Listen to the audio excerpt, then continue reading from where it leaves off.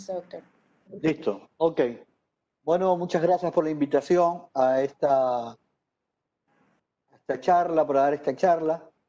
Realmente espero que todos aquellos que están sacrificando un poquito el domingo, peor domingo de feriado, saquen algo productivo de esta charla que la hemos hecho con muchas ganas de enseñar algo, como siempre.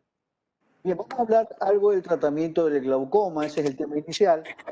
Pero para hablar del tratamiento del glaucoma, creo y considero que debemos aclarar, recordar conceptos. Primero, ¿de dónde proviene la palabra glaucoma? El término glaucoma viene del latín, que significa verde claro. El glaucoma es una neuropatía óptica crónica, irreversible y multifactorial. ¿Qué quiere decir esto? Que el glaucoma como tal no es la presión intraocular elevada. El glaucoma como tal es el daño del nervio óptico que ocurre en forma progresiva a través del tiempo durante muchos años, ¿ya? Y que puede ser ocasionada por múltiples factores, por múltiples causas. Y lo triste del caso es que el daño que ocasiona o que se ocasiona en el nervio óptico va a ser irreversible. ¿Por qué se da este daño en el nervio óptico? Específicamente se da por el proceso de apoptosis que sufren las células ganglionares de la retina, ya que provoca su muerte, ya como resultado del aumento de la presión intraocular. Esta muerte de las células ganglionares va a conllevar a la pérdida de la capa de fibras nerviosas de la retina, y esto se va a poder visualizar, evaluar, al ver que la excavación del nervio óptico va a aumentar a medida que el daño va progresando.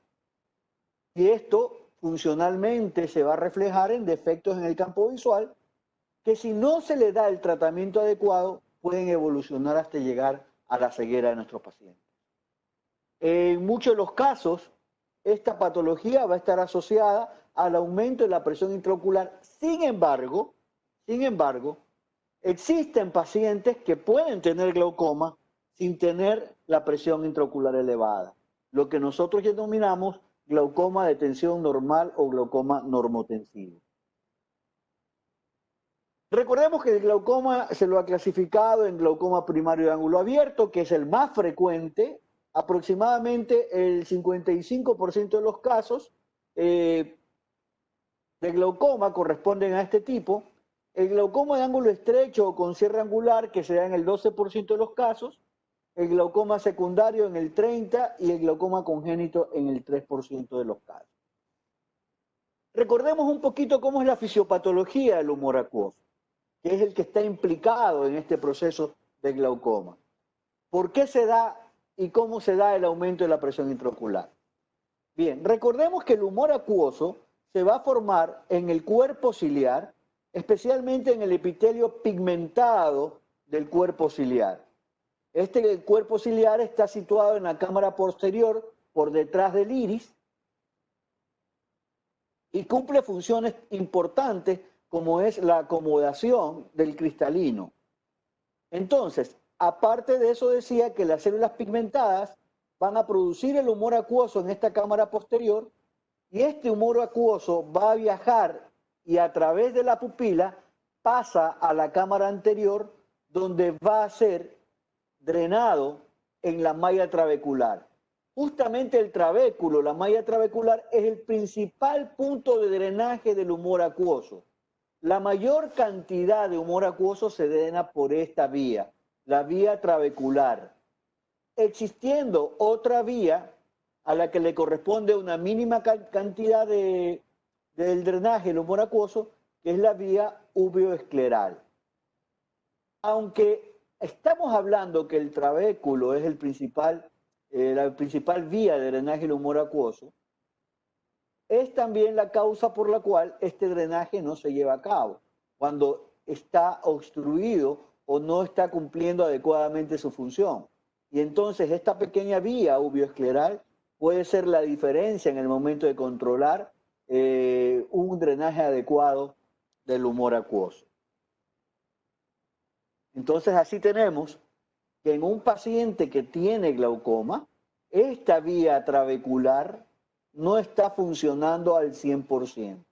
Por lo tanto, gran parte de este humor acuoso retorna hacia el segmento anterior, hacia la cámara anterior y se mantiene en la cámara anterior, ocasionando el aumento de la presión intraocular, característico frecuentemente de los pacientes con glaucoma. ¿Cuáles son los factores que van a influir en la presión intraocular? Podemos clasificarlos entre factores que aumentan la presión intraocular y factores que disminuyen la presión intraocular. Y dentro de los factores que aumentan la presión intraocular vamos a tener aquellos que aumentan la producción de humor acuoso, que son muy raros, ¿no? Pero puede ser, por ejemplo, el aumento del volumen hemático, aumento del flujo sanguíneo a nivel cuerpo ciliar o el uso de beta-agonistas. Mientras que otra causa que puede aumentar la presión intraocular, como ya habíamos mencionado, es la disminución del drenaje del humor acuoso, que se puede dar por la presencia de sinequias anteriores, por presencia de sangre en la cámara anterior que esté bloqueando el trabéculo, o presencia de detritos inflamatorios, como también se puede ver en ciertas patologías, como el síndrome de dispersión pigmentaria. Bloqueos posttrabeculares, como pueden darse en el caso de un aumento de la presión venosa. ¿Cuáles son los factores que disminuyen la presión intraocular? Pues aquellos que tienen que ver directamente con la producción del humor acuoso, ¿no? Como el uso de pilocarpina, el uso de precursores adrenérgicos, trabeculoplastia láser, trabeculectomía. O sea, todos estos ya son o forman parte del tratamiento, ¿no? Forman parte del tratamiento del glaucoma. Hablando así muy suavemente y como para entrar en el tema del glaucoma como tal, podemos decir que en el glaucoma hay un aumento de la resistencia al paso del humor acuoso, ¿no? Y el glaucoma de ángulo abierto o crónico se ve del 55 al 90% de los casos, ¿no? Y generalmente, atención, generalmente tienen una evolución asintomática. Es decir, el paciente no sabe que tiene glaucoma, no tiene ningún síntoma que le indique que tiene la enfermedad. Entonces, estos pacientes, como no existe ninguna sintomatología, pues simplemente ellos siguen haciendo su vida normal. En cuanto a la causa por la cual se va deteriorando el nervio óptico, por el cual se va perdiendo las fibras nerviosas, existen aquí dos teorías importantes. La teoría mecánica, que es aquella que nos indica que debido al bloqueo de la malla trabecular, debido a que la malla trabecular no está expedita para drenar el humor acuoso, se eleva la presión intraocular y se van a comprimir las fibras del nervio óptico. Pero, ¿qué pasa con aquellos pacientes que no tienen presión intraocular elevada? ¿Cuál sería entonces en ellos el mecanismo por el cual se dañan las fibras nerviosas?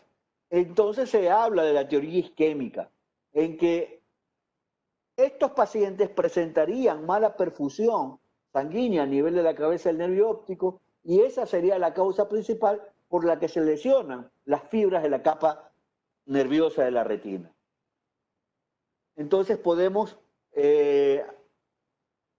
hacer una cronología de la fisiopatología del glaucoma de ángulo abierto diciendo que esto arranca como un proceso degenerativo de la red trabecular que ocasiona una reducción del drenaje del humor acuoso que causa el incremento de la presión intraocular y este incremento de la presión intraocular conlleva la compresión de las fibras del nervio óptico.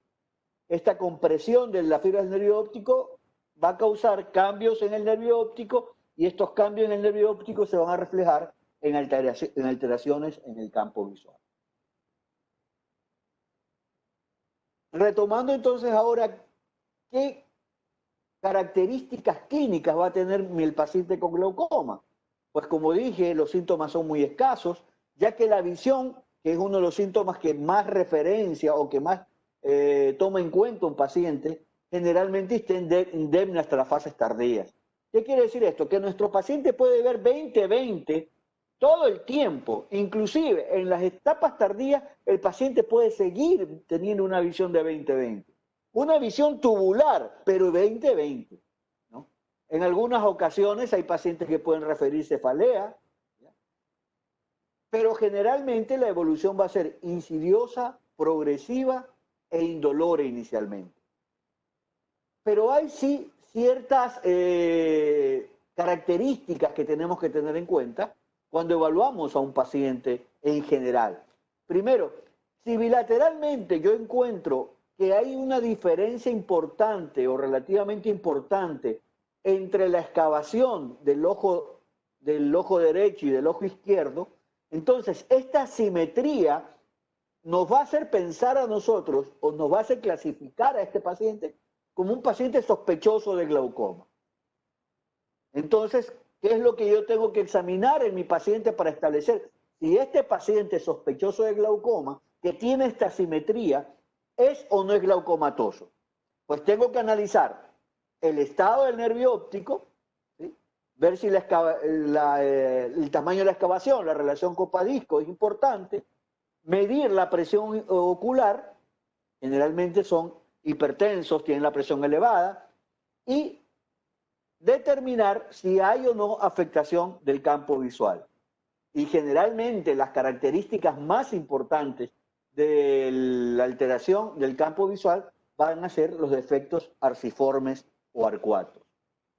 ¿Ya? Y esta parte es importantísima, porque en estos tres parámetros son en los que se basa el diagnóstico del glaucoma.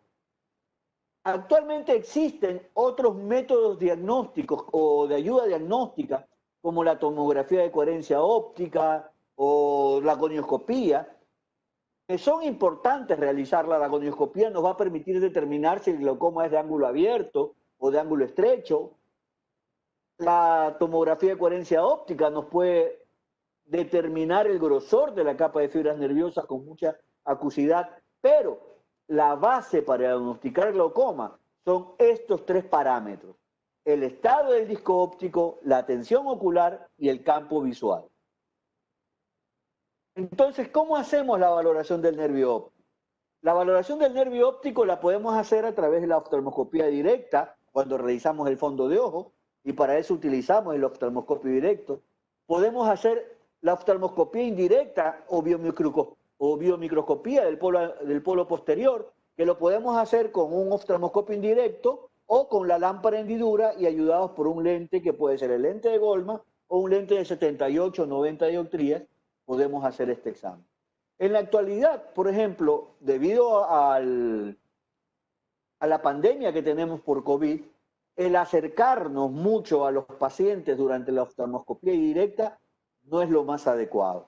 Por eso casi no estamos haciendo oftalmoscopía directa. Recordemos que en nuestro país, uno de los primeros médicos que falleció por COVID fue justamente un oftalmólogo que tendría unos 47, 48 años de edad. Justamente por este trato tan cercano que tenemos con el paciente, y más aún cuando realizamos la oftalmoscopía directa.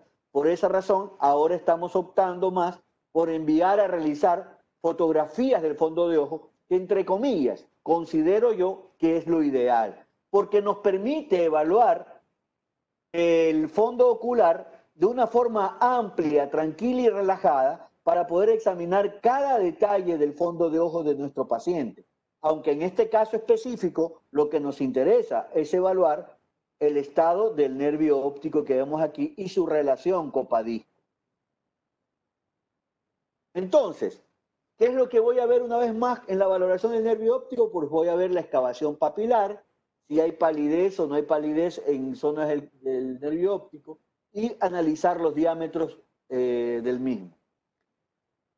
Esta excavación se establece o se expresa a través de una relación numérica entre el tamaño total de la papila y el tamaño de la copa óptica, ¿no? Entonces nosotros hablamos de una relación excavación papila o copa disco de 0.5, 0.3, 0.7. El anillo neuroretiniano es aquella parte del nervio óptico que rodea la excavación. Es aquella parte del nervio óptico que está formada por el tejido nervioso, ¿ya? Y que es la que va a ir disminuyendo a medida que la excavación aumenta. Había dicho yo que es importante determinar el tamaño del nervio óptico, Porque si tenemos un nervio óptico grande, lo más seguro y normal sea que tengamos una excavación grande. Es decir, podemos tener un nervio óptico que tenga más de 2.5 milímetros y que tenga una excavación del 70%, o como decimos nosotros, de 0.7. Y puede ser normal. Yo siempre ejemplifico con mis estudiantes que la evaluación del nervio óptico se da de la siguiente manera. Vamos a hacer de cuenta que este es un agujerito donde yo voy a introducir 4 dedos. Al yo introducir mis 4 dedos, este agujero queda completamente cubierto por los 4 dedos. Es decir, no va a haber espacio entre ellos. Pero si yo tengo un agujero más grande y trato de introducir estos mismos 4 dedos, voy a ver que va a quedar un espacio importante. Pero están los 4 dedos también. Lo que pasa es que el agujero en este caso es de mayor tamaño y de tal forma los 4 dedos quedan más libres y quedan espacios entre ellos. Eso también pasa en el nervio óptico. El número de fibras nerviosas que tiene o que está formando el nervio óptico en todas las personas es similar. Pero lo que sucede es que lo que no es similar es en el tamaño del nervio óptico. Van a haber personas con nervios ópticos muy grandes y otros con nervios ópticos muy pequeños. Entonces, en la persona que tiene un nervio óptico grande, las fibras nerviosas van a quedar flojas, sueltas, ¿no? Con espacios entre ellos, y eso nosotros lo vamos a ver como excavaciones grandes, pero es normal. Sin embargo, en un paciente con una persona que tiene un nervio óptico pequeño, donde las fibras estarían todas apretujadas, una pequeña excavación podría ser patológica ya. Eso es algo que tenemos que nosotros tener en cuenta. Obviamente esta parte le corresponde más a los oftalmólogos. Aquí he puesto esta imagen para ejemplificar lo que estamos hablando en cuanto a la relación del nervio óptico. Por ejemplo, aquí estamos midiendo el tamaño del disco óptico, el tamaño del nervio óptico, y en la parte interna, en la parte interior, vemos el tamaño de la excavación. Entonces, en estas imágenes vemos la excavación como una área más blanca en la parte central, ¿correcto? Y esta nos indica más o menos cuántas fibras nerviosas o qué espacio ha dejado la ausencia de fibras nerviosas aquí. Entonces, en este caso, esta excavación no llega a ocupar más del 40%. Es decir, esta es una excavación 0.4. La de acá es mucho más pequeña, no llega a ocupar ni el 15%. Podríamos ponerle una excavación de 0.20. Pero ¿qué pasa cuando la excavación aumenta, como vemos aquí?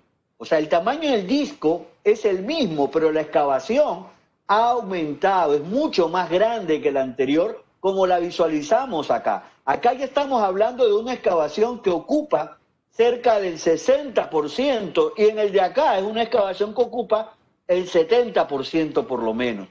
Estas características de excavaciones es a las que yo me refería, porque aquí estamos hablando de un nervio óptico de tamaño normal con una excavación muy grande. Entonces yo veo esta excavación en el fondo de ojo de mi paciente y automáticamente pienso que este paciente puede tener glaucoma.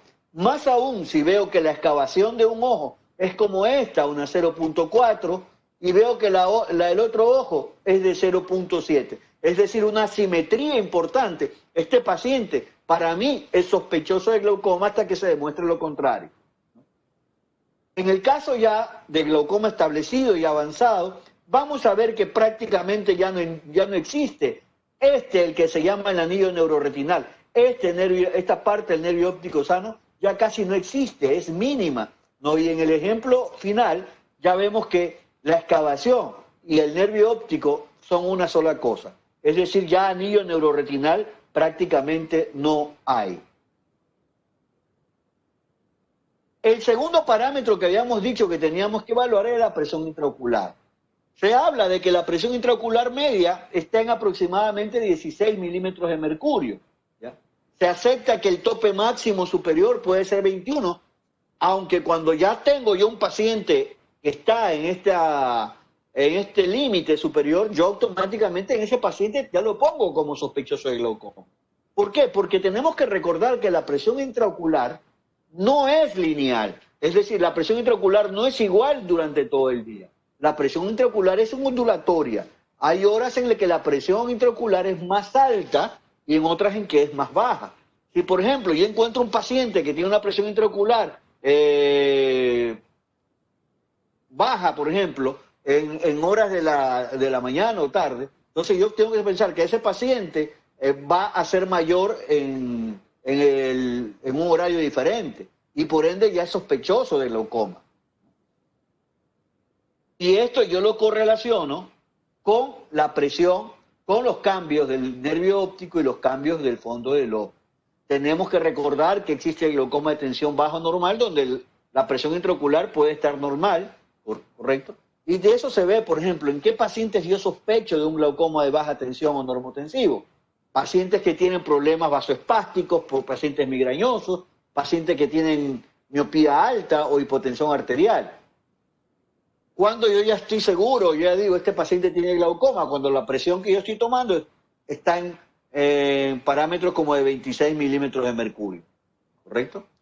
Existen varios modelos de tonómetro. Existe el tonómetro de indentación, como el tonómetro de Schultz, que ya casi no se lo usa. Ahora el gold estándar para la evaluación de la presión intraocular es el tonómetro de Goldman o de aplanamiento, ya que tiene también varios tipos, como es el de Perkins y el Tonopen, que son portátiles. Aquí, por ejemplo, tenemos en la gráfica cómo se toma la presión intraocular con el tonómetro de Goldman.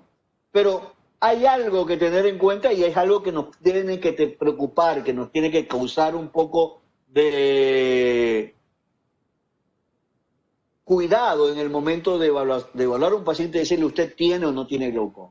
El 50% de los pacientes con glaucoma de ángulo abierto, en las primeras tomas, tienen la presión intraocular normal.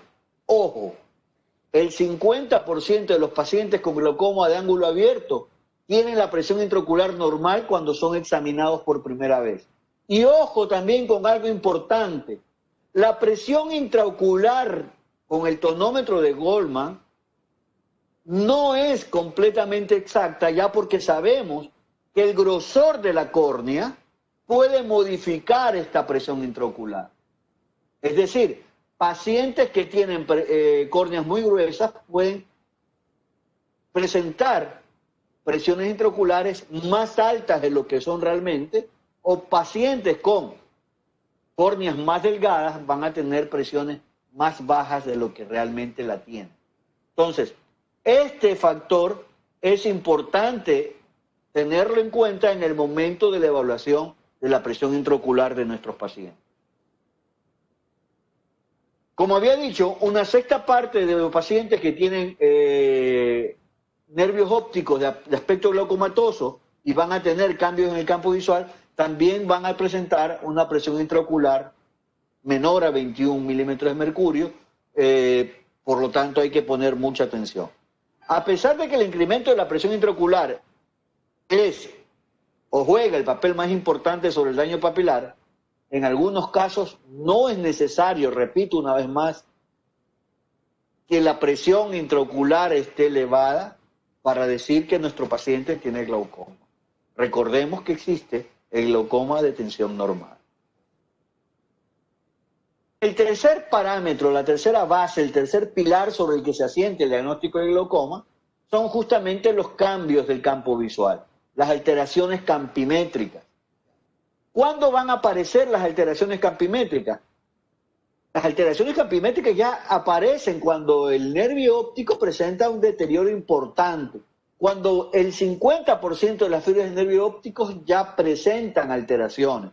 Y entre los cambios más frecuentes que vemos, o el más importante, el patognomónico y característico del glaucoma, tenemos el escotoma arciforme o la alteración en arco, ¿no? Posteriormente, este escotoma arciforme va a modificarse, va a irse aumentando, incrementando, hasta terminar en un glaucoma tubular y finalmente pues en la ceguera del paciente. Aquí yo he señalado cuáles son las características y el orden generalmente de aparición de estos cambios glaucomatosos, como son los escotomas paracentrales, de ahí viene el aumento de la mancha ciega, el escotoma de Seidel, el escotoma arciforme o de Bjerrum, que es el mismo escotoma arcuato o en arco que vemos aquí, el escotoma anular, que es este de aquí, o que nos da la visión tubular, y por último, la isla temporal remanente de visión, que es el que precede a la ceguera. ¿Cómo voy a diagnosticar a mis pacientes? Yo ya estaba hablando de un término, sospechoso de glaucoma. Cuando yo detecto que un paciente tiene la presión ocular alta, o hay alteraciones en la papila óptica, o hay alteraciones en el campo visual, ese paciente para mí es sospechoso de glaucoma. Y ese paciente, yo lo tengo que hacer seguimiento, ¿ya? Porque tengo que ver si las lesiones que me llevaron a diagnosticarlo como sospechoso de glaucoma se siguen modificando o se mantienen. En el momento en que yo encuentre, en base a los exámenes, que estas alteraciones se siguen modificando, siguen cambiando, siguen aumentando, evolucionando, ese paciente de sospechoso ya pasa a glaucomatoso. Por lo tanto, es importante que todos aquellos pacientes considerados sospechosos de glaucoma sigan un control estricto, porque nosotros no sabemos en qué momento puede ser que ya aparezcan signos contundentes de que son glaucomatosos. Es importante muchas veces, aunque no se lo hace acá, por las dificultades técnicas que conlleva hacer una curva de presión de 24 horas. Para hacer una curva de presión necesitaríamos que el paciente esté ingresado en un centro hospitalario, en una clínica, para hacerle tomas cada 3 horas de la presión intraocular y de esa manera poder ir analizando cómo se comporta su presión intraocular a lo largo del día. Dentro del diagnóstico es importante recordar, y esto lo he sacado literal de un texto, ¿ya?, los factores de riesgo que existen para el desarrollo del glaucoma. Primero, ya hemos hablado, hemos mencionado la presión intraocular, y aquí vienen los más importantes, que no tienen que ver directamente con el paciente, sino con los antecedentes familiares del paciente, como es la edad, la raza, enfermedades cardiovasculares, familiares, parientes con glaucoma, lo hacen muy propenso a nuestros pacientes a tener glaucoma también. Enfermedades sistémicas como la diabetes, la enfermedad cerebral, enfermedad cardiovascular, etcétera, etcétera, migraña, etcétera, también los hace propensos a tener o desarrollar glaucoma. Pacientes miopes altos con miopías superiores a 4 dioptrías o hipermetropías altas también son muy propensos a presentar glaucoma. Bien, ahora sí, entrando un poco más ya al tema, ¿cuál es el tratamiento del paciente con glaucoma? Primero, ¿cuál es el objetivo del paciente con glaucoma? El objetivo del tratamiento de los pacientes con glaucoma es mantener la presión ocular en niveles que no vayan a causar daños de la fibra del nervio óptico. Entonces, podemos utilizar tratamientos médicos basados en colirios, tabletas, tratamientos láser o ya tratamiento quirúrgico como la trabeculectomía o iridectomía.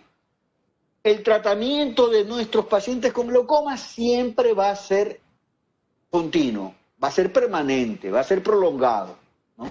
Y es importante la educación y el entendimiento de nuestros pacientes de que su enfermedad no se cura con una semana, un mes o 2 meses de tratamiento. El tratamiento tiene que ser permanente, todo el tiempo. Así como la hipertensión arterial, nuestros pacientes tienen que tomar diariamente su medicación. El glaucoma, los pacientes que tienen glaucoma tienen que ponerse también diariamente su medicación. ¿Cuál es el mecanismo por el cual funciona el tratamiento médico? Bien, uno es la disminución de la producción de humor acuoso, otros aumentan el drenaje del humor acuoso. Otra característica también puede ser reducir el volumen del humor vítreo. Y finalmente, también utilizamos para el tratamiento médico agentes mióticos, miriáticos y ciclopléricos. Sobre estos últimos vamos a hacer un paréntesis importante, ¿ya?, y recordar que este tipo de medicamentos no se lo usa en forma frecuente dentro de los pacientes con glaucoma. O sea, no es un tratamiento habitual, no forma parte de la terapéutica normal del glaucoma. Esto se deja para ciertos casos especiales que los nombraremos a continuación. Entonces, dentro de los medicamentos que actúan inhibiendo la producción del humor acuoso, vamos a tener a los bloqueadores beta-adrenérgicos tópicos que reducen la presión intraocular justamente por la inhibición de la producción de humor acuoso, como ya mencioné. Generalmente estos medicamentos tienen como efectos secundarios sistémicos broncoconstricción, bradicardia, depresión, fatiga y confusión. Y están contraindicados, por lo tanto, en pacientes que tienen asma, EPOC y alteraciones cardíacas. Dentro de estos bloqueadores beta-adrenérgicos tenemos los no selectivos, que es el representativo de todo esto, es el timolol, y también tenemos los bloqueadores selectivos, el betazolol. El betazolol es un medicamento que al inicio entre los primeros tratamientos para glaucoma, se lo utilizó, sin embargo no tenía el mismo efecto hipotensor que tenía el timolol. Tenía un mecanismo de acción diferente al timolol y por esa razón en algún momento se lo encasilló como un neuroprotector. Sin embargo, debido a su escaso control o disminución de la presión intraocular, poco a poco fue desplazado por los nuevos medicamentos que iban apareciendo en el mercado. Y esto es importante recordar. El timolol es el tratamiento gold estándar del glaucoma. Todos los medicamentos nuevos siempre son contrastados, sus resultados, con el timolol. Y ojo, la mayoría, por no decir casi todos los medicamentos nuevos han hecho dúo, han hecho pareja con el timolol para de esa manera fortificar, aumentar su efecto hipotensor.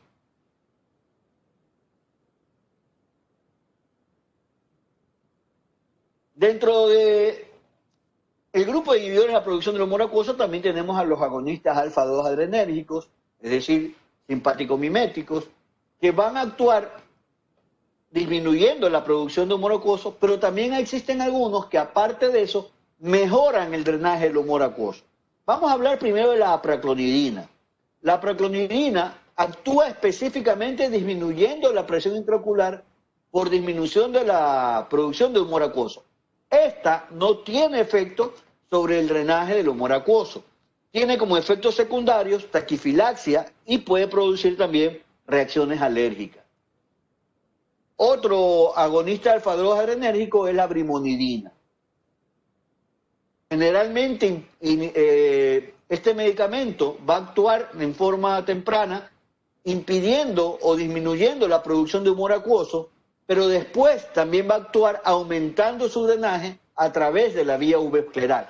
¿Se acuerdan ustedes de esa pequeña vía? Y yo les decía que no es significativa normalmente, pero en un paciente que tiene problemas para el drenaje a través de la malla trabecular, esta vía va a marcar la diferencia. Entre los efectos sistémicos tenemos reacciones alérgicas, hiperemia conjuntival y boca seca. No tiene gran efecto a nivel de la presión sanguínea ni del ritmo cardíaco y generalmente también se lo puede encontrar combinado con el timolol. Como había mencionado anteriormente, la gran mayoría de medicamentos antiglaucomatosos tienden a ser asociados con el timolol. Otro grupo de inhibidores de la producción del humor acuoso son los inhibidores de la anhidrasa carbónica de forma tópica. Estos actúan a nivel del epitelio secretor del cuerpo ciliar, disminuyendo la secreción del humor acuoso. Generalmente son derivados de la sulfonamida y entre los más característicos, representativos, tenemos a la dorzolamida, que puede ser utilizado 3 veces al día o 2 veces al día cuando es combinado con timolol. Otro que también se combina con timolol. La brinzolamida en forma similar también se lo encuentra en combinación con el timolol. Como característica de estos productos es que tienen capacidad de atravesar la córnea. Esto es importante porque existe otro inhibidor de la anhidrasa carbónica que lo usamos en forma sistémica, como es el caso de la acetazolamida, pero ese no atraviesa la córnea, ¿ya? Por lo tanto, estos medicamentos, dorzolamida y brisolamida, no son tan efectivos por vía sistémica, pero sí en forma tópica. ¿Cuáles son las molestias que refieren los pacientes? Refieren que presentar sabor amargo transitorio y muchas veces blefaroconjuntivitis alérgica. Los inhibidores sistémicos de la anhidrasa carbónica, como la acetazolamida que les mencioné hace un momento, se van a utilizar cuando no podemos controlar la presión intraocular con terapia tópica, ¿ya? O también en casos de glaucoma agudo. Entonces, también podemos nosotros en muchas ocasiones utilizar combinaciones de 2, 3 y hasta 4 medicamentos tópicos, y cuando esto no nos funciona, pues podemos usar inhibidores de la anhidrasa carbónica sistémicos o ya recurrir finalmente a procedimientos quirúrgicos. La acetazolamida la podemos usar por vía oral, intramuscular o intravenoso. Los efectos secundarios van a ser hipopotasemia, acidosis, sensación gástrica desagradable, diarrea, necrolisis epidérmica, litiasis renal y hormigueo en extremidades. Por esa razón, a un paciente al que le mandamos nosotros acetazolamida por vía oral, le recomendamos que consuma por lo menos de 2 a 3 guineos durante el día para ir reemplazando el potasio que está siendo eliminado por la orina por vía a través de los alimentos. Finalmente, uno de los grupos más jóvenes en el tratamiento del glaucoma son los análogos de las prostaglandinas. Y estos vinieron o tienen como característica importante el incremento del drenaje del humor acuoso a nivel del flujo o de la vía uveoescleral. Por eso son medicamentos que van muy bien asociados a los colirios tópicos que inhiben la producción de humor acuoso, aunque también se los puede usar como medicamentos de primera línea. Aquí, por ejemplo, vemos en este gráfico cómo el travoprost, que es un derivado de la prostaglandina, aumenta este flujo, esta flechita que le veíamos inicialmente toda finita, delgadita, que es la flecha de la vía uveoescleral, ¿ya? La aumenta para de esa manera poder equilibrar la disminución que tiene el drenaje a través de la vía trabecular, que es la más importante. ¿Cuáles son los principios activos que en el momento contamos en el país? En nuestro medio contamos con el bimatoprost, el latanoprost y el travoprost. Existe también el tafluprost, que aún no llega a nuestro mercado, pero los 3 primeros sí están en nuestro mercado y tienen como característica o efecto indeseado, mejor dicho, que ocasionan hiperemia conjuntival. Y es una razón por la cual los pacientes muchas veces dejan de utilizarlo o piden que se le cambie la medicación, ¿no? El latanoprost es el medicamento que menos causa hiperemia conjuntival, es el más tolerado y por esa razón es el más utilizado dentro de los prostaglandínicos. También pueden ocasionar hiperpigmentación de la piel periorbital o también pueden ocasionar el crecimiento de pestañas, ¿no? Hay personas que, las mujeres especialmente, notan que sus pestañas crecen y ellas son felices, ¿no? Pero ese es un efecto indeseado o secundario de los análogos de las prostaglandinas. Otra causa también indeseable es el oscurecimiento del iris. Es decir, el iris en pacientes de ojos claros se hiperpigmenta y pierde su coloración característica, especialmente en ojos azules, es donde más se ve este problema. También puede causar edema macular, escorsor, picazón y ardor, y reactivación de procesos uveíticos y queratitis herpética. Los análogos de las prostaglandinas no son o no están indicados en procesos inflamatorios agudos. Por ejemplo, en un paciente que tiene glaucoma agudo, nunca le voy a mandar un análogo de la prostaglandina. Otros medicamentos que también pueden aumentar el drenaje del humor acuoso son los parasimpático miméticos. ya que aumentan la eliminación del humor acuoso porque al actuar sobre la malla trabecular, debido a que causan contracción del esfínter pupilar, al contraer el esfínter pupilar tironean del iris y eso hace que se abra el ángulo iridocorneal, mejorando de esa manera el flujo de salida. El problema de estos medicamentos es que pueden ocasionar miosis y en pacientes con cataratas esta miosis puede causar una disminución severa e importante de la agudeza visual. En pacientes más jóvenes pueden ocasionar espasmos acomodativos llevando a miopización.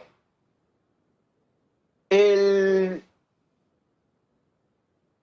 medicamento abanderado de este grupo de parasimpáticos miméticos es la pilocarpina, ¿ya?, que tiene que evitarse en la uveitis anterior. En este gráfico yo muestro cómo en un paciente que tiene glaucoma con ángulo estrecho, al haber una contracción del esfínter pupilar, tensa el iris y abre el ángulo iridocorneal que estaba inicialmente cerrado.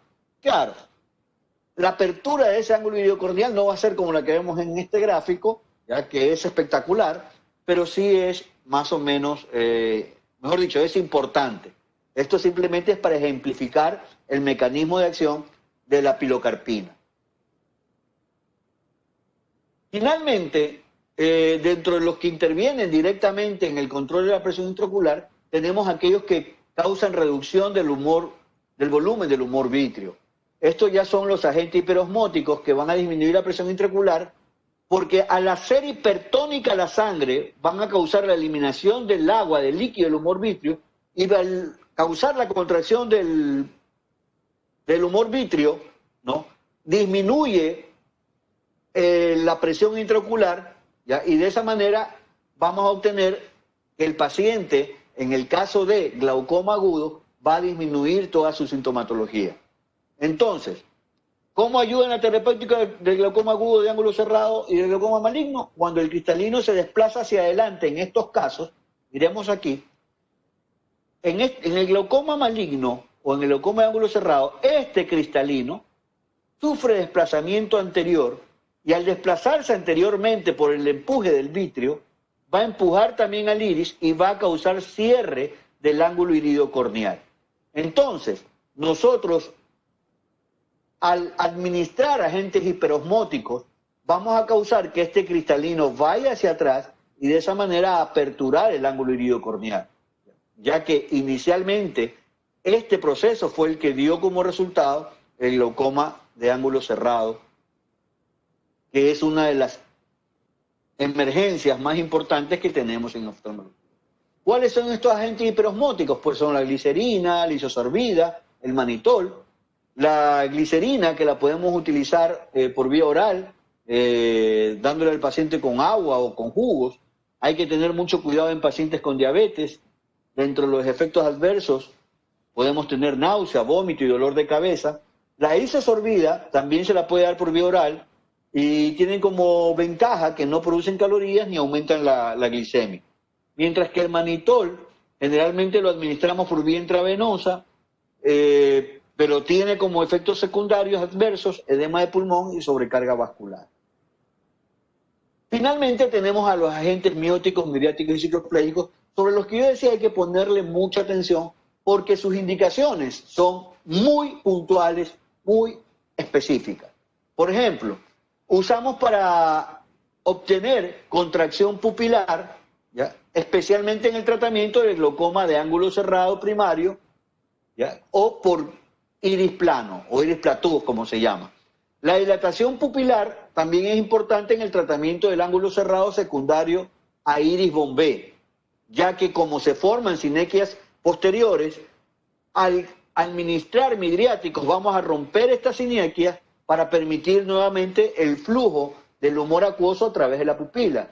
Y finalmente los cicloplégicos actúan en el cierre del ángulo secundario del desplazamiento del cristalino posterior, como el que habíamos mencionado anteriormente, ya que relaja el músculo ciliar, tensa el aparato sonular y permite la caída del cristalino. Importante, cuidado, no hay que utilizar parasimpáticos líticos en pacientes con glaucoma o sospecha de glaucoma por riesgo de glaucoma agudo. La administración de esta medicación hay que dejarla exclusivamente para los oftalmólogos. Entonces hagamos un pequeño resumen y tenemos que dentro de los principales medicamentos que se utilizan en el tratamiento del glaucoma medicamentoso se encuentran 5 grupos. Los betabloqueadores adrenérgicos encabezados por el timolol, los parasimpáticos miméticos representados por la pilocarpina, los inhibidores de la anhidridasa carbónica, los sistémicos como la acetazolamida, los tópicos como la dorzolamida, los agonistas adrenérgicos como la epinefrina y los prostaglandínicos como el latanoprost. Estos colidios, estos tratamientos pueden ser utilizados como monoterapia o asociados en multiterapia o duoterapia.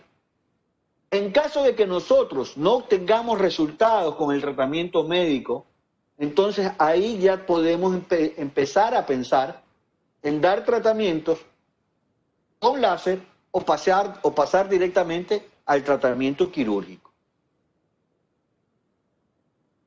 Bien, el glaucoma de ángulo abierto realmente no presenta o no se presenta como una emergencia. No vamos a tener un paciente con glaucoma de ángulo abierto en la sala de emergencia. Los pacientes que sí pueden aparecer en una sala de emergencia son los pacientes que tienen glaucoma primario de ángulo cerrado, ya que en este caso la elevación de la presión intraocular se va a dar específicamente por una obstrucción del drenaje del humor acuoso debido al cierre parcial o total del ángulo iridocorneal. ¿Qué características tiene un paciente con glaucoma de ángulo cerrado? Primero, estos pacientes generalmente son hipermétropes. En un paciente hipermétrope, yo siempre le digo a mis pacientes, el ser hipermétrope es como, o el ser hipermétrope, ser miope, es como tener una casa grande o una casa pequeña. En las casas grandes, en la sala, comedor, que tenemos todos los muebles, todo entra muy ampliamente, queda mucho espacio, mientras que en la casa pequeña, todos los muebles quedan muy apretados, muy ajustados. Y eso justamente ocurre con el paciente hipermétrope. El paciente hipermétrope es un paciente que tiene ojo pequeño, y al tener ojo pequeño, todas las estructuras, como el iris, el cristalino, están muy cerca entre sí. El espacio entre el iris y la córnea es más pequeño y por ende el ángulo iridocorneal es más estrecho. Esto se ve también en pacientes con edad avanzada, especialmente en mujeres, y la prevalencia étnica está en asiáticos y esquimales. En cambio, para presentar glaucomas agudos. En cambio, en la raza afroamericana, generalmente presentan el glaucoma de ángulo cerrado crónico. Importante recordar, las enfermedades sistémicas como la diabetes mellitus o la hipertensión están más relacionados al glaucoma de ángulo abierto. ¿Sí? La diabetes y la hipertensión están más relacionadas al desarrollo del glaucoma de ángulo abierto. Entonces, aquí en esta gráfica, yo quiero mostrarle a ustedes cuáles son estas características anatómicas que yo les mencionaba. En un paciente normal, la cámara anterior tiene una profundidad determinada, mientras que en el paciente hipermétrope, esta cámara anterior es mucho más angosta, mucho más estrecha. El ángulo iridocorneal en el paciente hipermétrope es mucho menor, es un ángulo menor de 20 grados. ¿No? Estos pacientes generalmente su ojo en general es pequeño, la córnea es pequeña y pueden presentar lo que se denomina iris en plato o platú. Aquí en este video podemos nosotros presenciar cómo el desplazamiento del iris hacia adelante puede ocasionar cierre del ángulo y por ende alterar el drenaje del humor acuoso. Aquí lo vemos nosotros representado en esta imagen y acá lo estamos viendo en el video, ¿correcto? Esto es importante porque esta es la base por la cual se va a terminar o puede terminar dándose un caso de glaucoma agudo.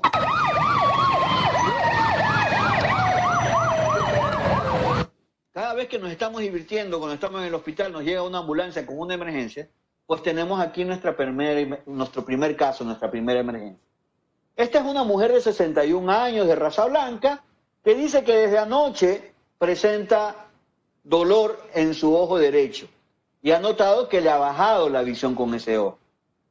La paciente indica que nunca ha tenido un problema similar, no tiene antecedentes familiares de glaucoma y utiliza habitualmente sus lentes todo el tiempo. Entre los antecedentes patológicos personales tiene que es hipertensa, tiene artritis, es asmática, está en tratamiento con Socor, Deflacor, Araba, Espiriva, Nasma, Lansoprazol, Ventolin desde hace varios años. Pero como antecedente importante refiere que hace un mes más o menos le diagnosticaron con depresión. Y le han mandado flufenacina y desde hace 5 días toma también paroxetina, que son antidepresivos. Hace 10 años la paciente presentó trombosis en el ojo derecho que le quedó o que le ocasionó un defecto permanente en su campo visual de ese ojo. Como diría Ayala, ¿y ahora? ¿Y ahora qué hacemos nosotros con este paciente que nos llega a la emergencia? Entonces ahora yo les pregunto a ustedes, ¿qué hacen si un paciente como este les llega a la emergencia donde están ustedes? El personal organizador de esta charla va a pasarles una encuesta para ver cuáles alternativas ustedes creen que son las más adecuadas en este paciente, en ese momento en la emergencia. ¿Qué hago?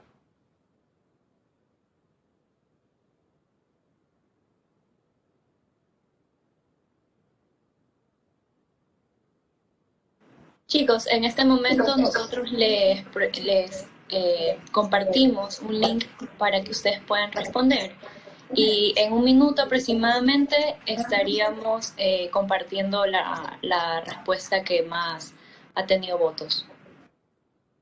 Bueno, esperemos entonces para ver los doctores que están en la emergencia qué harían en este caso. Y ahora...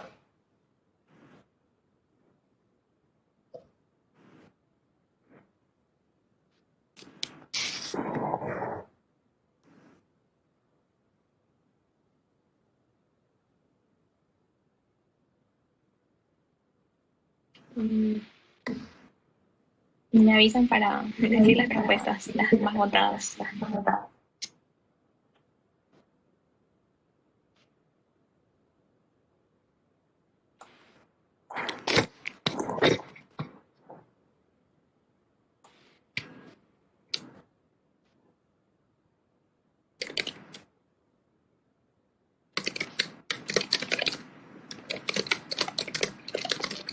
Bien, me avisan cuando ya estemos listos. Ya sí, yo creo que en este momento ya se podría. En todo caso, la respuesta que más votos tuvo fue la tonometría de aplanamiento. Muy bien. Ahora,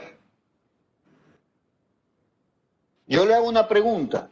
En la emergencia de un hospital, ¿hay tonómetro de aplanamiento? ¿Cómo vamos a hacer tonometría de aplanamiento si no lo tenemos en la emergencia? Sí, ¿Cuál es la segunda opción?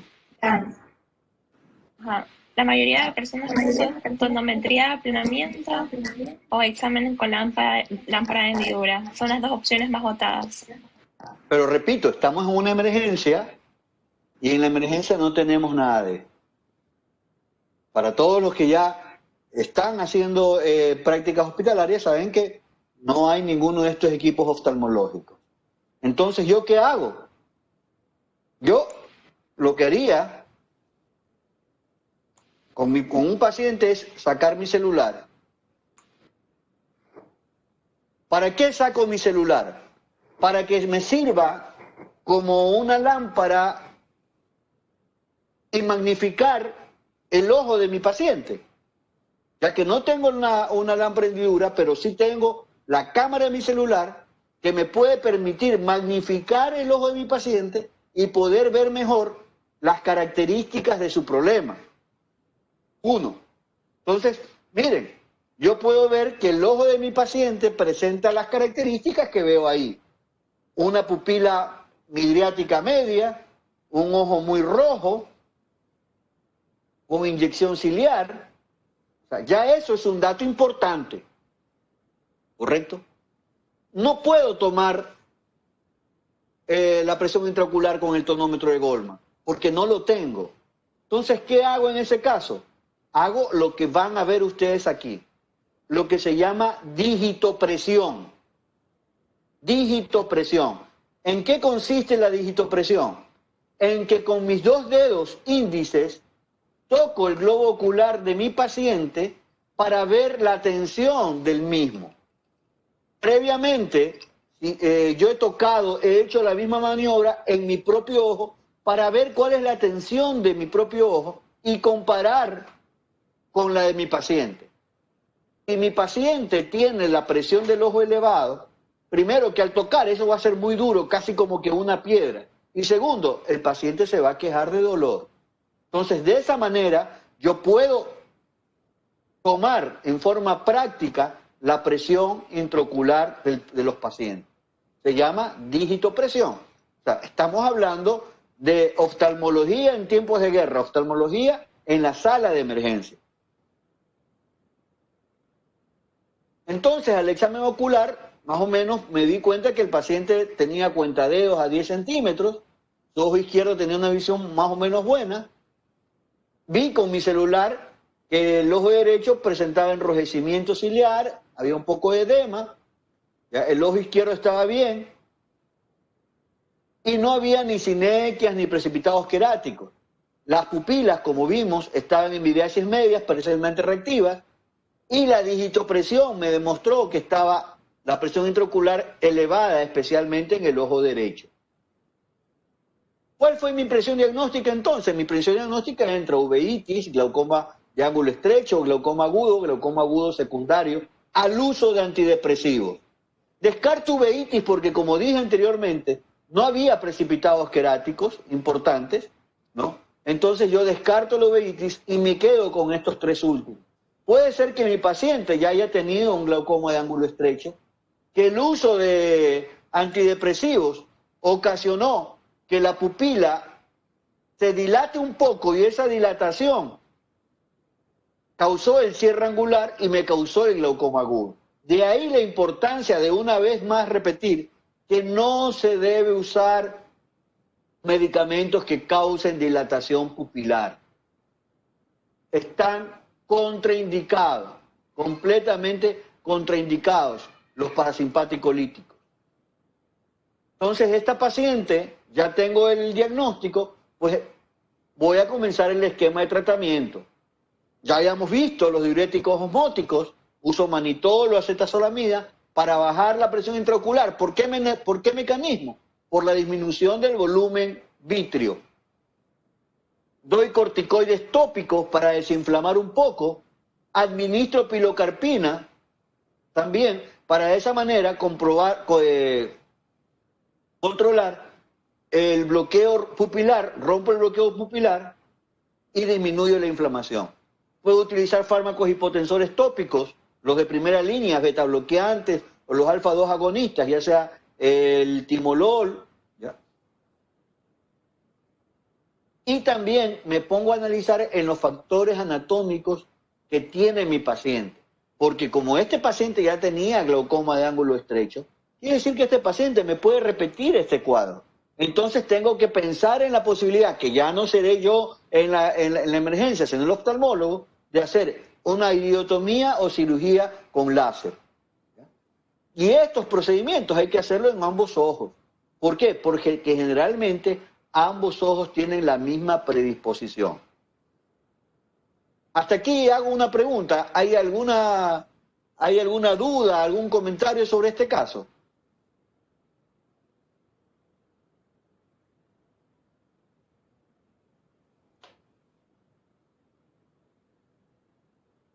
¿Hay alguna pregunta del respetable público? Chicos, si tienen alguna duda, como lo dijo el docente, podrían decir por los grupos de WhatsApp. Si no es así, en caso contrario, continuamos con la charla.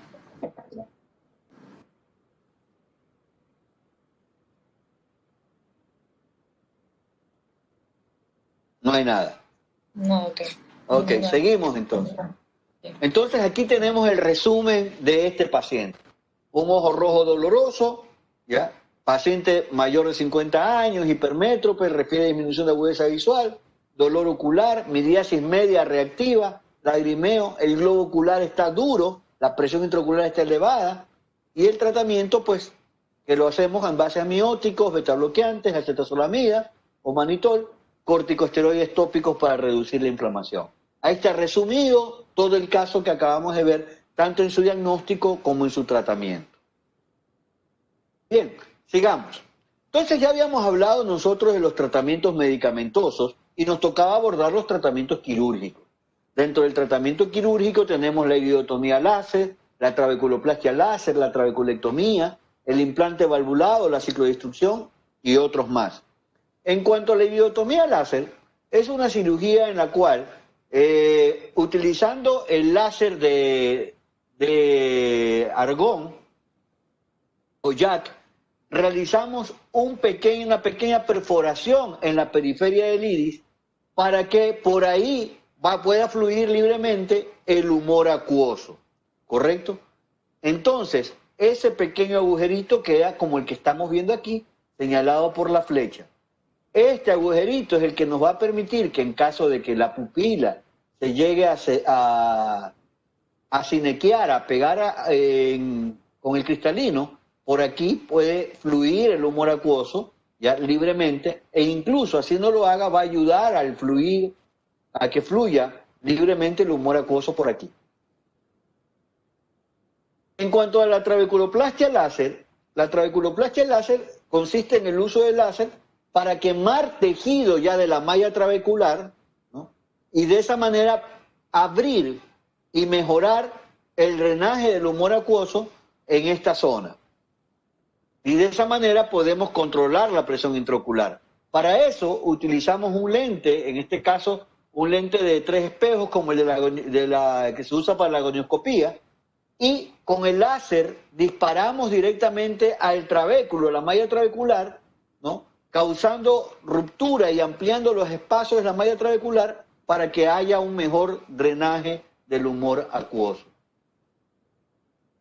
Otro método de tratamiento que también se utiliza con láser es la ciclofotocoagulación transescleral. Esta ciclofotocoagulación transescleral, ¿no? Utilizamos el láser para quemar o destruir gran parte del tejido del cuerpo ciliar y de esa manera disminuir la producción del humor acuoso.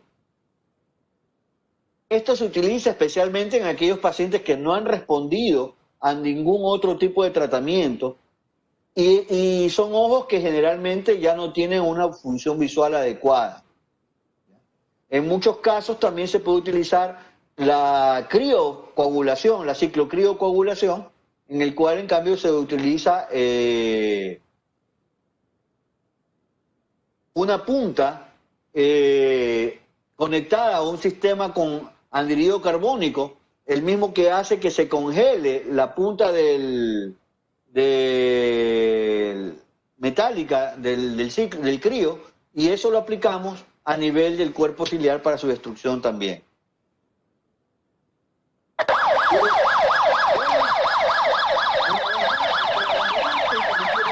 Pero esta vez veamos qué nos trae. Nos trae una mujer de 54 años. Ojo, las mujeres son muy frecuentes de tener estos problemas de glaucoma. Es una mujer de 54 años, de raza mestiza, que refiere que tiene dolor de aproximadamente 4 horas de evolución en su ojo izquierdo y que se presentó mientras hacía su trabajo de transporte escolar. Empezó a presentar disminución de la agudeza visual en ambos ojos, con dolor de cabeza, náusea y vómito. La paciente no refiere glaucoma ni antecedentes familiares de glaucoma. Refiere que usa los lentes solo para lectura, aunque el médico le dijo que los utilice todo el tiempo. No refiere ningún antecedente patológico personal y al examen nosotros encontramos lo que estamos viendo ahí, un ojo hiperémico con inyección ciliar. Entonces, su visión no llega a ser más allá de cuentadeos 2 metros. Las pupilas estaban en miriasis media, como vimos, reactivas. Y a la digitopresión encontramos que efectivamente la presión estaba elevada en ambos ojos. Entonces aquí yo les hago la pregunta. ¿Qué pasó aquí? ¿Por qué esta paciente está experimentando esto? ¿Por qué se le subió la presión intraocular a esta paciente? A ver, ustedes pueden ayudarme a sacar la respuesta adecuada de este caso. Listo, chicos. En sus respectivos grupos de WhatsApp fueron enviados para que pongan la respuesta correcta y pues en unos minutos se dará la respuesta como que más con más puntaje. Entonces esperemos otro un ratito.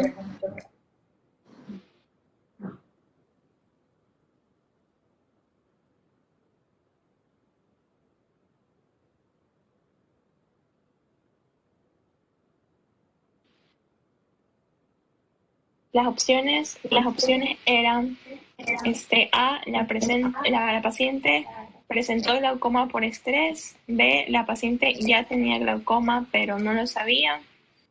C, presentó glaucoma porque la iban a citar. D, presentó glaucoma por exceso de acomodación. O A y B, que sería la paciente presentó glaucoma por estrés y porque ya tenía glaucoma pero no lo sabía.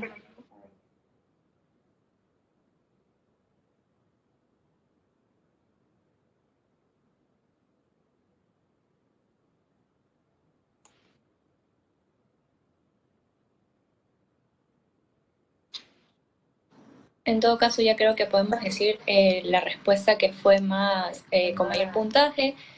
La respuesta con mayor puntaje es la opción A y B, doctor. ¿Cuál es la opción A y B? La paciente presentó glaucoma por estrés y que la paciente ya tenía glaucoma pero no lo sabía. Ok. Bien. La realidad es que esta paciente presentó glaucoma porque ella era hipermétrope y no usaba sus lentes. Era un glaucoma por esfuerzo acomodativo. Recordemos algo que habíamos mencionado anteriormente, cuando hablábamos de los hipermétropes, decíamos que debido al esfuerzo acomodativo que hacen, el cristalino se hace más ancho y al hacerse más ancho desplaza el iris y este desplazamiento del iris causa el cierre angular. Ella era una señora que se le había recomendado el uso de lentes y no lo utilizaba frecuentemente. Puede ser que ella ya haya tenido algo de glaucoma. En eso yo sí les doy un punto como acierto. Y que ella no sabía, porque el hecho de que ella no usaba sus lentes mostraba que era una paciente que no era muy cuidadosa con su salud visual. Entonces puede ser que ella ya haya tenido, o de seguro, mejor dicho, ella tenía glaucoma de ángulo estrecho, ¿ya?, asintomático, terminó desarrollando glaucoma agudo, ¿ya?, secundario al esfuerzo visual excesivo que hacía permanentemente al no utilizar sus lentes, ya que ella los utilizaba prácticamente para lectura. Entonces, para ella, su trabajo de manejar un expreso no meritaba usar lentes, ¿no?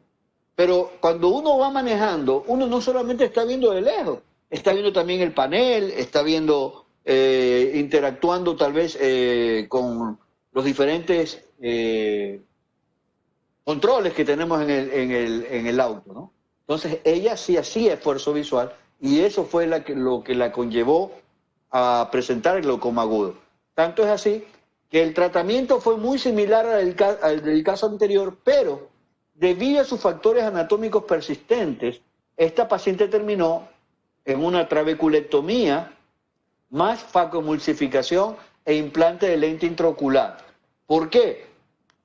Porque esta paciente iba a continuar probablemente con la misma situación, con la misma forma de vida, y este cristalino iba a seguir acomodando tanto que en algún momento iba a repetirse el cuadro.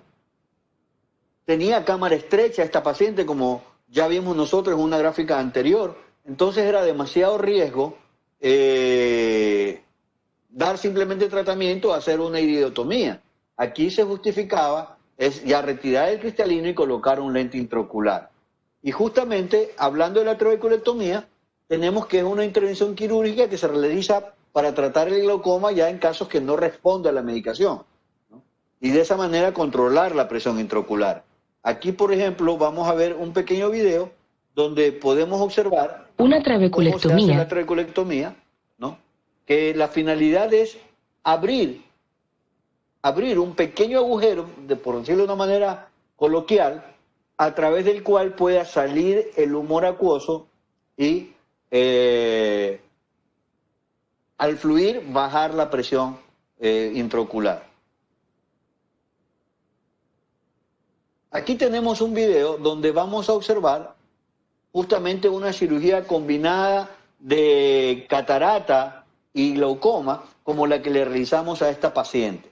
Aquí lo primero que hacemos es realizar la cirugía de catarata como una cirugía de catarata normal, ¿no? Con el facomulsificador retiramos toda la catarata. En realidad, repito, en este caso no se hace la cirugía por la opacificación del cristalino como tal, sino que se la hace más es por su problema de ángulo estrecho. Al retirar el cristalino gordo que tiene esta paciente, el cristalino ancho que tiene esta paciente, nosotros vamos a ganar muchísimo porque ese iris puede irse hacia abajo, puede relajarse y de esa manera va a abrir el ángulo iridocorneal y mejorar el flujo de salida del humor acuoso. Y de esa manera yo estoy casi seguro de que muy difícilmente esta paciente pueda presentar un glaucoma agudo en otra ocasión. Entonces aquí se está ya colocando el lente intraocular, ya se está terminando la primera parte de esta cirugía, que es la facomulsificación con el implante de lente intraocular.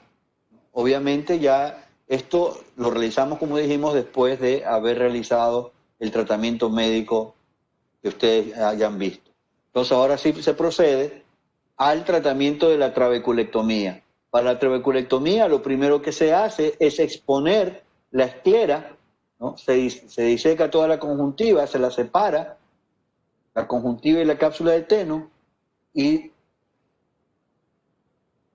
se expone la esclera.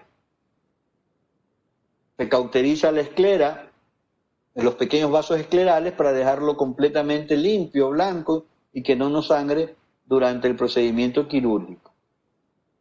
¿Correcto? Una vez que hemos hecho eso, ahora sí, vamos a empezar a tallar la esclera. Vamos a tallar la esclera como parte de la trabeculectomía. Hacemos un cuadrado o un rectángulo, como quieran verlo ustedes, y disecamos la esclera. Es decir, no profundizamos. Vamos disecando las capas de la esclera, hacemos como un bolsillo en la esclera, penetramos sin entrar al ojo, a la cámara anterior del ojo. Simplemente disecamos la esclera y podemos ver el cuchillete a través de esa esclera transparente. Y una vez que hemos hecho eso, ahora sí, terminamos de tallar el flap escleral y mire cómo lo levantamos y podemos exponer ya las capas más profundas de la esclera e inclusive ya podemos ver también las estructuras del ángulo iridocorneal, pero por su cara externa. Secamos y miren, ahí se ve claramente las estructuras del ángulo iridocorneal. Vemos el trabéculo. En este caso se está colocando mitomicina C. Se lo puede utilizar la mitomicina C con la finalidad de evitar que haya fibrosis del tejido y que se vaya a cerrar a futuro la trabeculectomía. Entonces, una vez que ya tenemos esto expuesto, miren, podemos observar el espolón escleral, que es una parte importante del ángulo iliocorneal, la línea gris que corresponde al trabéculo y el área del canal de Achelaine. Y ahora sí, tomando todas estas referencias, se talla un nuevo flap, pero ya más profundo. Se va a tallar un flap más profundo.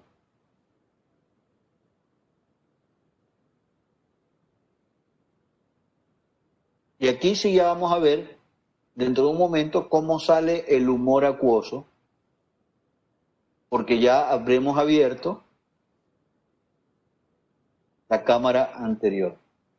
Miren cómo sale el humor acuoso en cantidades. ¿Correcto?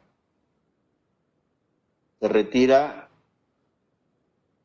el flap escleral completamente, dejando el área, el espacio de la trabeculectomía. En el fondo podemos ver de esa área, vemos al iris, y se va a realizar una iridectomía, es decir, esa parte del iris se la corta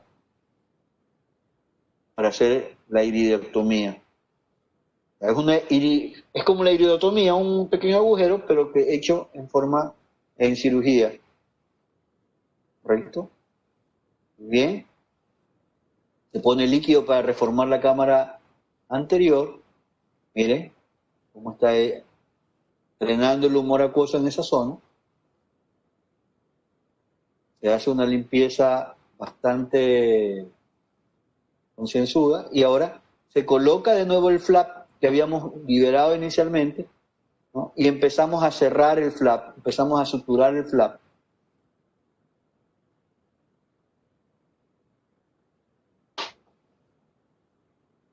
Se sutura todo el flap.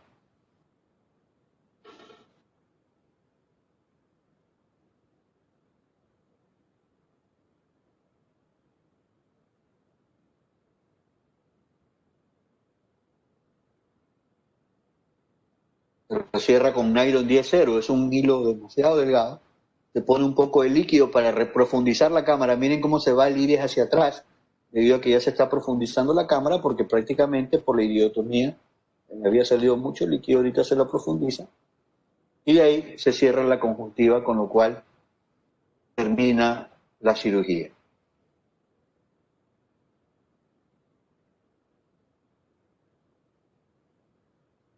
Entonces, podemos resumir que el glaucoma primario puede ser abierto o cerrado, que el más común es el abierto, que tiene curso crónico, que es asintomático, no hay ojos rojos generalmente, y la presión intraocular está elevada, pero en forma moderada.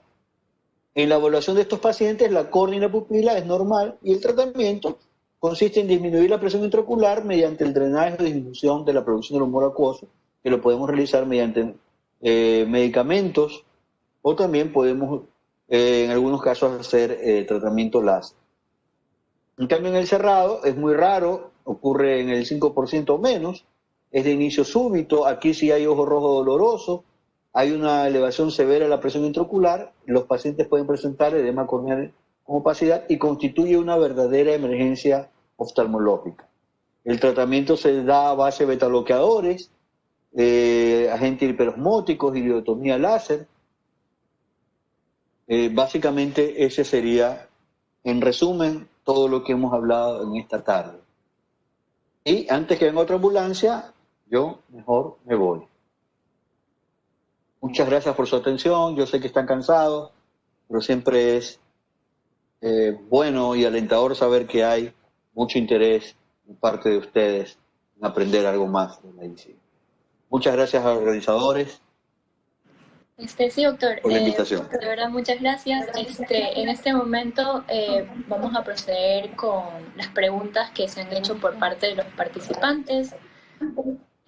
Ok. Tal vez, Sam, si me puedes colaborar.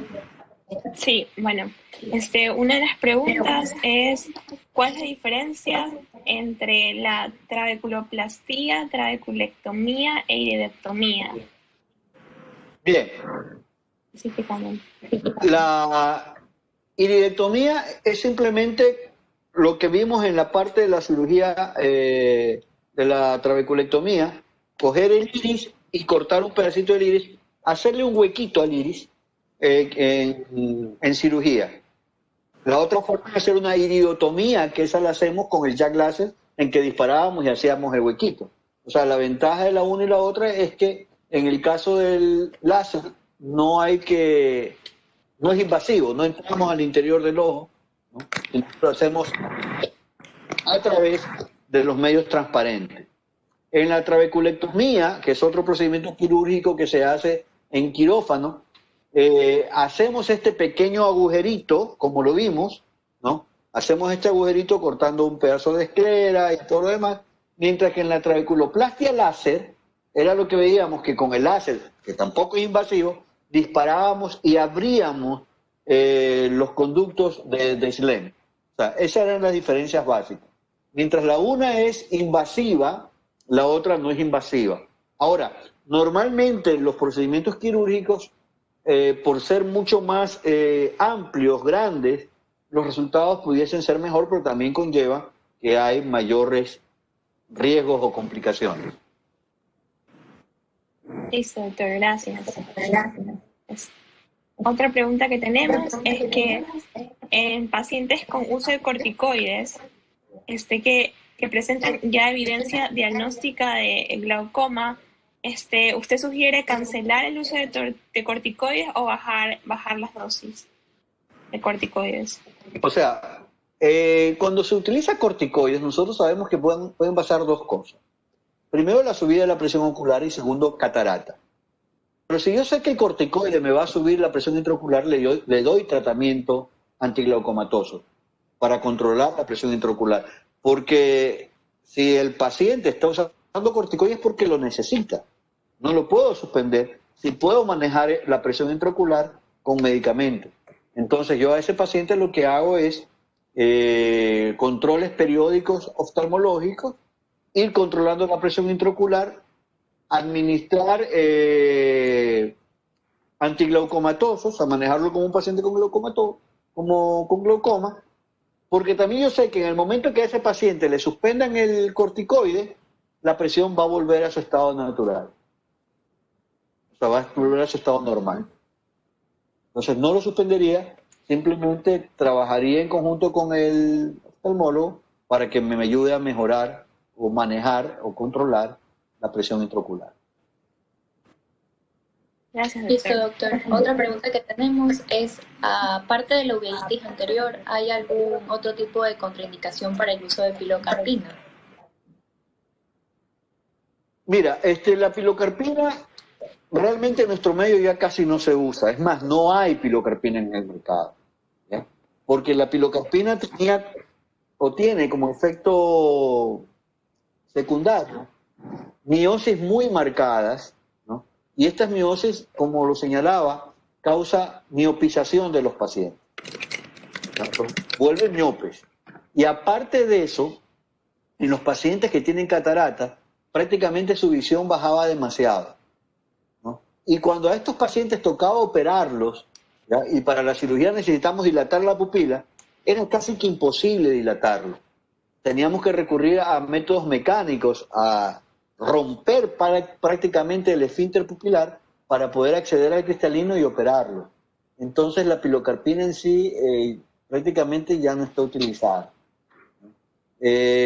Otro medicamento que no se lo tiene que utilizar en causa de uveitis o procesos inflamatorios son los derivados de la prostaglandina.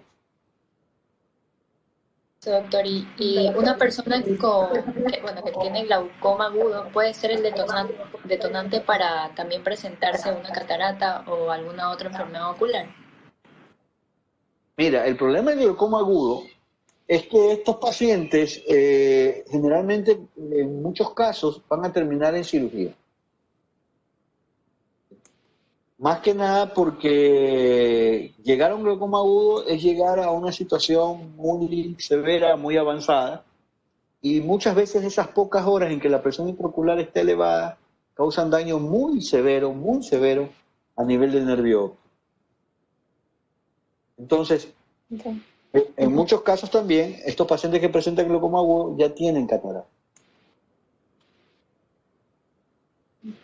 Listo, Listo, doctor. doctor. Y la última pregunta que tenemos es si en un glaucoma se puede diagnosticar sin que se le aumente la presión ocular, o sea, sin que sea diagnosticado antes de presión intraocular. A ver, me repite la pregunta que no la estoy entendiendo bien. Ya, que si se puede tener una persona de glaucoma sin tener como que la La presión presión, alta. ajá, exacto. Claro, eso era lo que hablábamos nosotros al inicio de la charla, que por mucho tiempo se pensaba o se decía que el glaucoma era sinónimo de presión intraocular elevada. Pero ya desde hace algunos años se encontró de que existen pacientes que tienen presiones intraoculares normales o bajas y sin embargo presentan daño glaucomatoso. Por eso en el concepto que presentaba yo decía que en muchos casos está asociada a la elevación de la presión intraocular, pero no siempre. Y de ahí es que viene la teoría de la alteración del flujo sanguíneo, de la perfusión sanguínea en la cabeza del nervio óptico, que está alterada y que por esa razón es que se pierden las fibras. O sea, no es por la mecánica que la subida de la presión intraocular causa compresión de las fibras y eso causa el daño del glaucoma. O sea, una persona puede tener la presión normal y tener glaucoma, como también una persona puede tener la presión alta y no ser glaucomatoso, sino ser hipertenso ocular. Listo. Listo, doctor. Muchísimas gracias. Queremos agradecerle nuevamente por estar aquí y compartir su información que nos ha, la verdad, despejado muchas dudas y refrescado al mismo tiempo. Pues siento que también los participantes están también muy agradecidos, ya que por las redes sociales han dicho muchos comentarios positivos. Entonces, eso, doctor. No, muchas gracias a ustedes por la invitación. Realmente hay algo que a mí siempre me dicen, o sea, si te das cuenta cuando uno habla lo que uno cree que es importante en un momento determinado, ¿no? En las charlas uno puede explayarse, ¿ya? A diferencia de cuando estás en clase que tienes que abordar una serie de temas que no te da el tiempo, ¿no? Aquí en la charla hablas lo que tú crees que es importante. Entonces, por eso que me gusta mucho preparar este tipo de conferencias, porque me siento como más práctico en el momento de las charlas. Sí, doctor, Listo, lo doctor. entendemos. Muchas gracias Por por eso, su muchísimas participación. gracias. Pasen bien ustedes y ha sido un gusto. Listo.